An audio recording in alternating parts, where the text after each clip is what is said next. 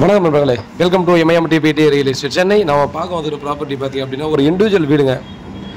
நம்ம Urapakkam கிராம்பாக்கம் bus stand இருக்கு இல்லையா, ஸோ அங்கேருந்து நியர்பையில் தான் வரும். நமக்கு அந்த சிக்னலுக்கு ரைட் சைடில் வரும். இது வந்து பார்த்திங்கன்னா 1200 ஸ்கொயர் ஃபீட் அப்ராக்சிமேட்டாக பார்த்திங்கன்னா இது இருக்கிறது. நார்த் ஃபேஸிங்கு 16 ஃபீட் ரோடு. ஜிஎஸ்டி ரோட்லேருந்து பார்த்திங்கன்னா ஜஸ்ட் ஒரு 800 மீட்டர் தான் வருங்க. ஸோ ஒரே ஸ்ட்ரெயிட் ரோடு பார்த்திங்கன்னா ஜிஎஸ்டி ரோடு நம்ம நடந்து வர்ற தூரத்தில் பார்த்திங்க அப்படின்னா அந்த ப்ராப்பர்ட்டியானது இருக்குது. ஏஜ் ஆஃப் த பில்டிங் பார்த்திங்கன்னா ஒரு 20 இயர்ஸ் இருக்குங்க. கன்ஸ்ட்ரக்ஷன் பண்ணி ஒரு 20 இயர்ஸ் ஆகும். 2 BHK இண்டிவிஜுவல் வீடு. ஸோ இந்த ஸ்ட்ரீட்டில் பார்த்தீங்கன்னா 4 வீடு மட்டும் தான் இருக்கும். 4 வீட்டுக்கு மட்டும் தான் பார்த்தா அந்த வழி விட்டுருக்கிறது. இது வந்து நமக்கு பைக் பார்க்கிங் மட்டும் தான் இதில் கொடுத்துருக்காங்க, கார் பார்க்கிங் இல்லை.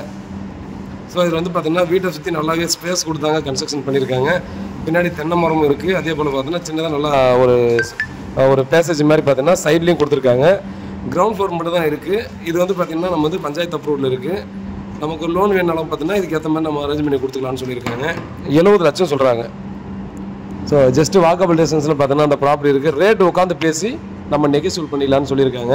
ஆல்ரெடி பார்த்தீங்கன்னா இப்போ பெயிண்டிங் ஒர்க்கெல்லாம் பண்ணிட்டாங்க. உள்ளே இருக்கிற தேவையில்லாத மெட்டீரியலை மட்டும் தூக்கி போட்டு ஒருவேளை திரும்பவும் ஒரு டைம் நீங்கள் பெயிண்ட் அடிக்கணும்னு நினச்சிங்கன்னா அதுக்கேற்ற மாதிரி பெயிண்ட் பண்ணிக்கலாம். நார்த் ஃபேஸிங்கில் இருக்குது. Road 16 feet road. சரிங்களா? இதெல்லாம் 4 வீடு தான் இந்த ஸ்ட்ரீட்டுக்கு லேஅவுட்லேயே சின்னதாக போட்டது. இதெல்லாம் லாஸ்ட் வீடாக இருக்குது, பார்த்துக்கோங்க. ஜஸ்ட் வாக்கபிள் டிஸ்டன்ஸ் தான். நீங்கள் வந்து ரயில்வே ஸ்டேஷன் சரௌண்டிங்கில் எனக்கு வேணும் அப்படின்னு நினச்சிங்களா, ஜிஎஸ்டி ரோடு நியர்பையில் வேணும் அப்படின்னு நினச்சிங்களா, டெஃபினட்டாக மிஸ் பண்ணாமல் பர்ச்சேஸ் பண்ணிக்கலாம். ஸோ அவங்களுக்கு வீட்டு ஓனர் பார்த்திங்கன்னா அவங்க டேஸ்ட்டுக்கு ஏற்ற மாதிரி சில ஆல்ட்ரேஷன் ஒர்க்கெல்லாம் பார்த்திங்கன்னா பண்ணி தான் இதை வீட்டை வச்சுருக்காங்க. ஸோ அது வந்து உங்களுக்கு செட் ஆகணுன்னாலும் நம்ம வந்து அதுக்கேற்ற மாதிரி மாற்றிக்கலாம். ஏன்னா இது ஆல்ட்ரேஷன் ஒர்க்குன்னா நம்ம ஸ்டடி ரூம் மாதிரி ஒன்று பண்ணியிருக்காங்க.